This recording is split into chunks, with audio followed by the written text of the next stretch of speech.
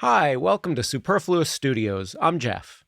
Today I've got a mini review for you of the Manley Core channel strip. There's a lot of good reviews of this channel strip out there, and lots of good demos on YouTube as well. But there's one thing in the design about this channel strip that I've never seen mentioned in any of the reviews or demos. And to me, it's a pretty interesting design choice or flaw, maybe? I'm not exactly sure, but I'd love to know your opinion. Am I missing something here? Stick around, I'd love to know what you think.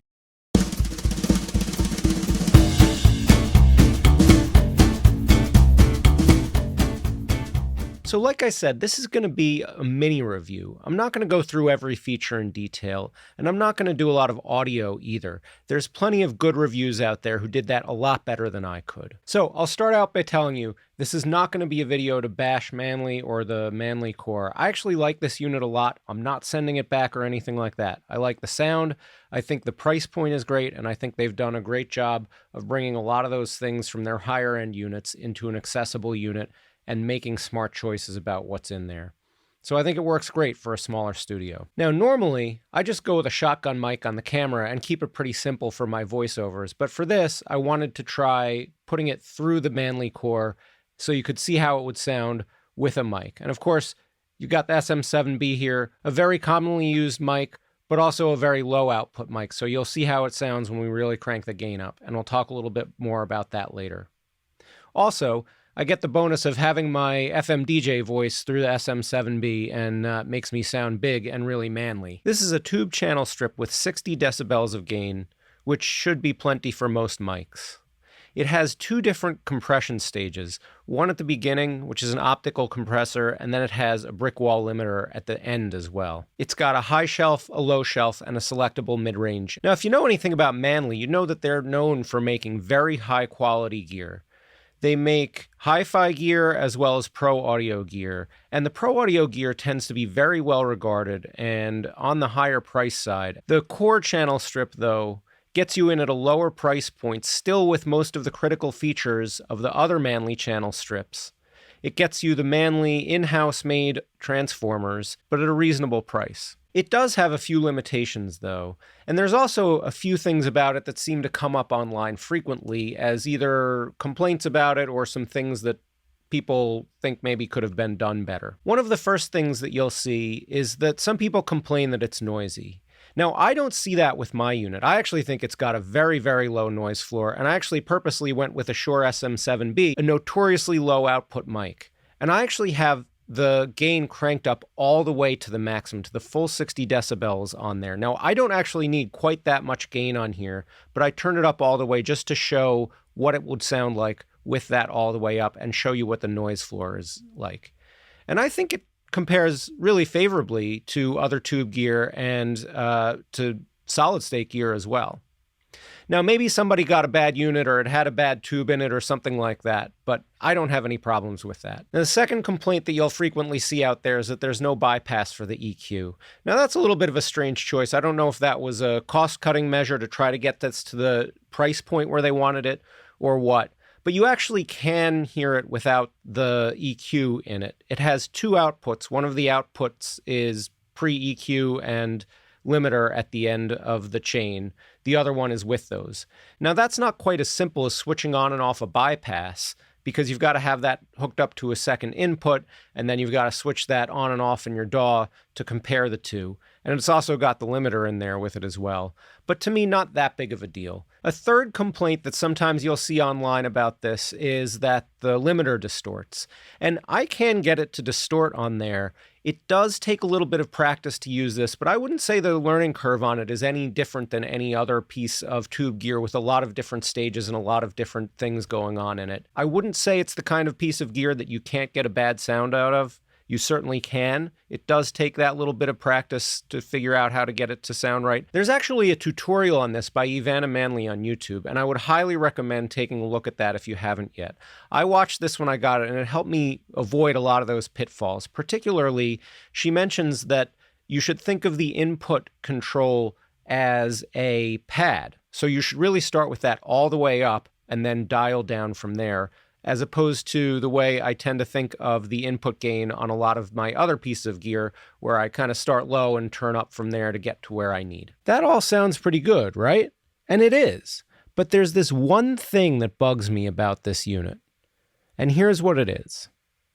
Let me first show you how I turn on all of my other rack gear.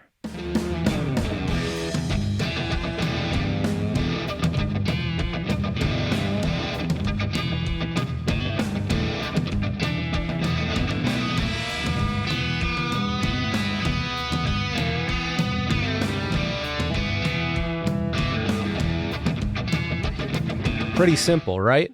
Okay, now let me show you how I turn on my Manley Core.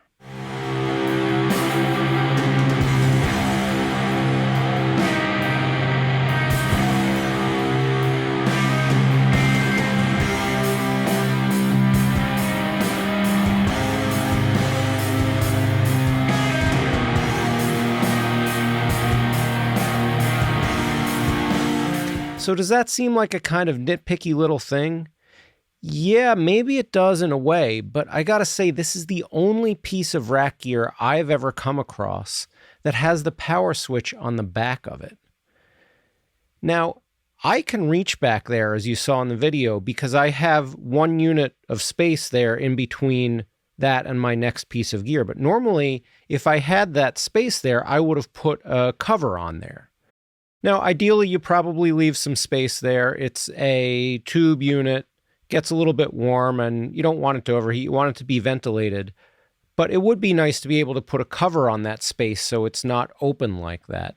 And it ain't exactly comfortable sticking my hand back there to turn the thing on and off. And I imagine some people wouldn't even be able to get their hand back there. So still, not really an insurmountable problem, right? But let me bring up another reason I find this irritating. This has a VU meter on it, and it's a very, very useful VU meter, and really something that you got to use and you want to use to be able to get the best sound of this thing and really get it to where you want it to be. So optimally for me, I would have this unit up somewhere high on my desk where I have some rack slots, where I could see that VU meter as I'm adjusting things and really keep my eyes straight on it. But the rack spaces up on my desk have no access to the back of them without me going all the way around to the back of the desk and potentially even moving the desk to get back there and reach it. So instead of having it where I really want it up on my desk where I could really see that VU meter and use it, I've got it down on a rack unit pretty low towards the ground where I can barely see the thing. So I realize there are some workarounds to this. I could have it on a switched power supply, and in fact I do. I have this on a power conditioner that's switched. But nonetheless, I don't really want to leave this thing on all the time. Now I know the preamp tubes in it are small, they would last a lot of hours, and they don't make a ton of heat.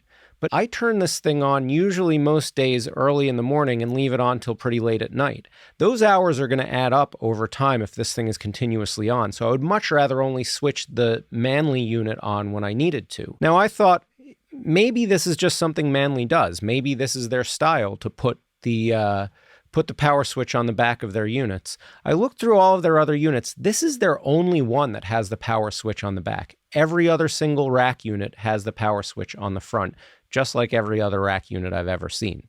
So Manley, what's the deal with this? All your other units have the switch in the front. Why is this one in the back? Was this a cost-cutting measure since this is one of your lower-priced units? Was this going to put it over the price point that you wanted to get this to? Or was this not really intended to be put in a rack most of the time? Is this sort of a prosumer unit that you're assuming most people might have this as their only piece of rack gear and in fact be leaving it on top of their desk or something like that? Maybe, but it seems strange then that it would be designed in a rack space configuration with rack ears with it. Or am I missing something here?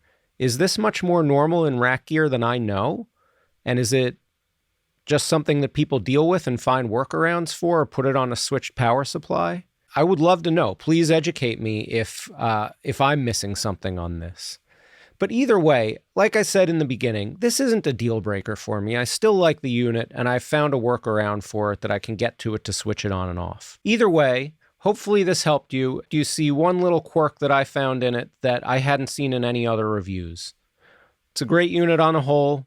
Let me know what you think in the comments below. Thanks a lot for watching.